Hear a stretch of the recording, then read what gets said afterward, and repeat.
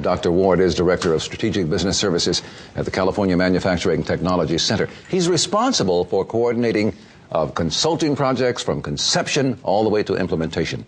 Now, his areas of expertise include assessments, strategic business planning, and project management. Dr. Ward, it's great to have you with us on Making It Today. Glad to be here. As you know, we're talking a lot about diversification today. You're a business consultant. You've worked with many different companies at varying levels. Now, what questions, in your opinion, should a business owner ask about diversifying in order to grow?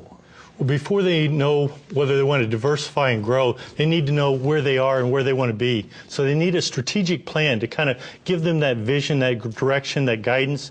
And they need to then look at their marketing, which is inside the strategic plan. And that gives them an idea of, yes, we need to go in this direction. Because if you want to get a good product diversification, you want one where it's up when the other product you have is down. Okay, so that plan is all important. Now, we know that often entrepreneurs in many businesses are technically inclined, but they lack the practical business expertise. In what ways can you, for example, assist them?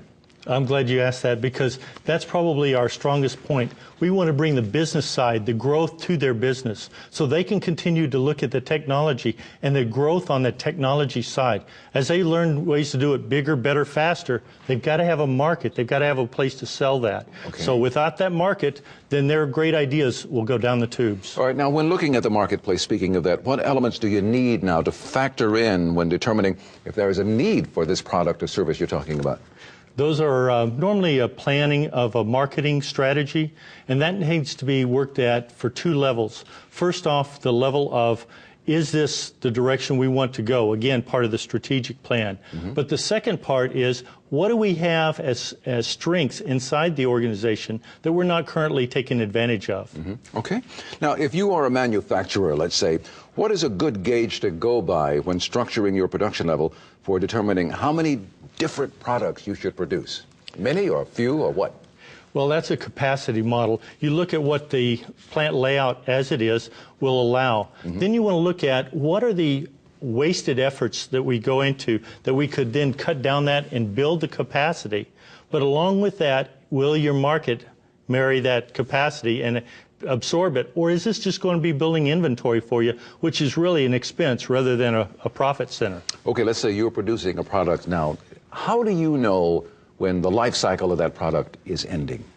Again, you want to make sure that you're going through a consistent series of strategic plans, marketing plans, operations, and all of those plans will start to show you we're having fewer sales, we're seeing our competition take bigger market share. Mm-hmm. So what we want to do is really build that so that we say, when we see this coming, what's coming up behind it? What's our new product? Okay. What's our new area? Okay, now if you feel your product cycle has ended, what's the best way to go about introducing a new item to your customers?